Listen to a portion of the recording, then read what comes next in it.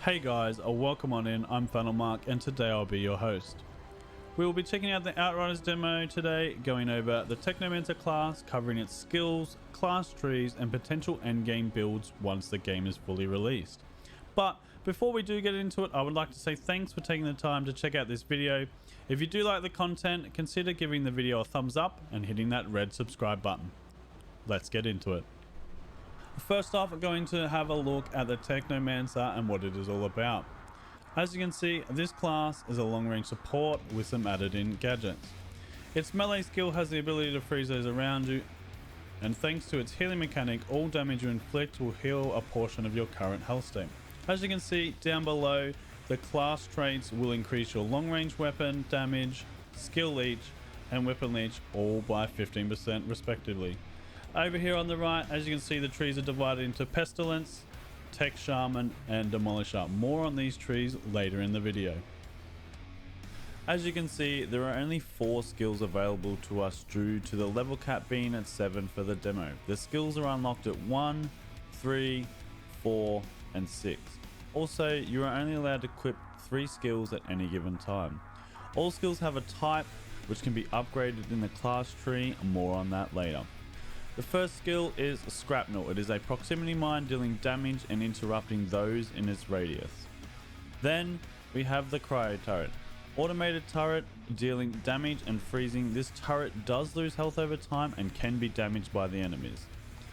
Then we have the Pain Launcher, which is a missile launcher that carpet bombs in a direct line from its cast point. It deals damage and interrupts those in its line of fire. Next we have the Blighted Rounds. Rounds inflict toxic status effect on the enemy, deals an extra 50% damage in a small radius around the target, only active until reload or weapon swap. The last 4 skills are Tools of Destruction. This summons a rocket launcher that interrupts or a minigun. Like the Blighted Rounds, only active until reload or weapon swap. Then we have the Fixing Wave. This releases energy that heals all players by 33% and your turrets by 50%. This is not affected by distance. Next we have a Cold Snap, a gadget that freezes all within the large radius around you. And then lastly we have the Blighted Turret. Much like the Cryo Turret, except it inflicts a toxic status effect, also can take damage and lose health over time. Here we have the class skill tree for the Technomancer. As you can see, it's split into 3 subclasses. You only have access to 2 class points during the demo. However, on full release, you'll have access to the full 20 points. Now, the Pestilence subclass centers around increasing your weapon damage, long range or assault weapon damage, as well as the toxic status effect. Skills buffed and used in this tree are your decay skills, being the Blighted Rounds and Blighted Turret. Next we have the Tech Shaman subclass. This centers around increasing your health and armor, gadget cooldown and freeze damage. Skills buffed and used in this tree are gadget skills, being the Cryo Turret, the Fixing Wave and the Cold Snap. Lastly we have the Demolisher subclass. This centers around increasing your anomaly power, toxic damage and ordnance skills. Skills buffed and used in this tree are ordnance skills, being Shrapnel, Pain, Launcher and Tools of Destruction. Now we will go over a few full builds that I have in mind for the full release.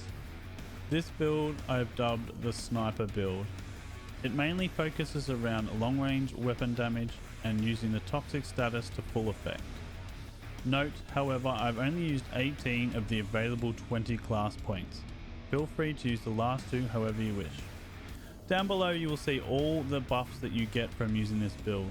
Like previously stated, big focus on long range weapon damage, the sniper damage, and also increasing our toxic status effect on the enemy.